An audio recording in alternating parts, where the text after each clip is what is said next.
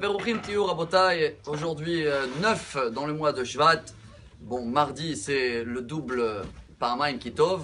Et quand vous allez tous recevoir aujourd'hui ou écouter cette grande ségoula qu'elle va être partagée, la ségoula de la Parnassa, qu'elle arrive une fois par an, aujourd'hui, dans le 3e jour de la paracha Beshalach, qui est la paracha de Shira. Cette ségoula est amenée au nom de Rabbi Menachem Mendel Merimanov, un des grands rabbins de la Chassidoute en Pologne, décédé à 1815, donc il y a 204 ans. Et il nous apprend de lire aujourd'hui, de prendre le temps et de lire ce paragraphe dans la paracha. C'est entre la 5e et la 6e montée. Si vous voulez, ça va être partagé et chacun va le recevoir. Mais est-ce que vraiment ça peut améliorer notre parnassa? Est-ce que on ne connaît pas tous la Gemara très connue dans le Talmud, traité Beitza, page 16. Là-bas la Gemara elle dit Kol mezonotav shel adam mitishre a tishre o chutz mitishre.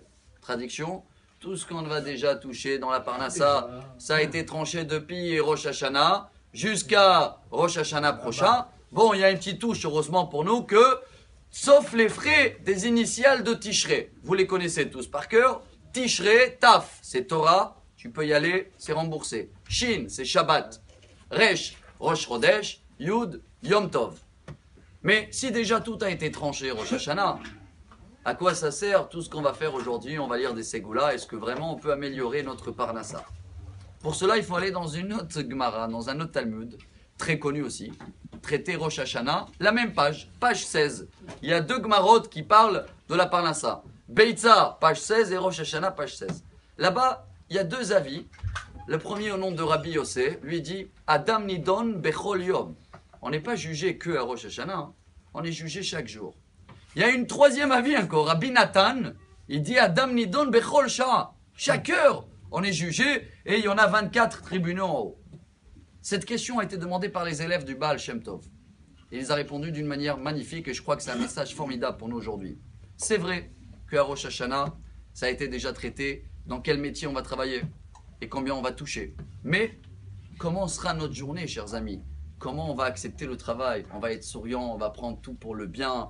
On va avoir un bon moral. Ça, c'est tous les jours et ça, c'est tous les heures. Et aujourd'hui, on a une ouverture, voilà une porte qu'elle s'ouvre pour remercier Dieu et savoir chanter. Donc, la parnassa devient agréable, tout devient bien.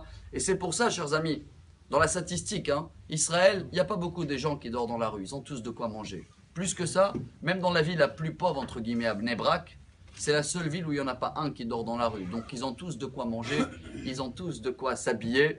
C'est comme un bébé. Qu'est-ce qu'il a besoin? Il a besoin d'argent, un bébé qui vient de naître.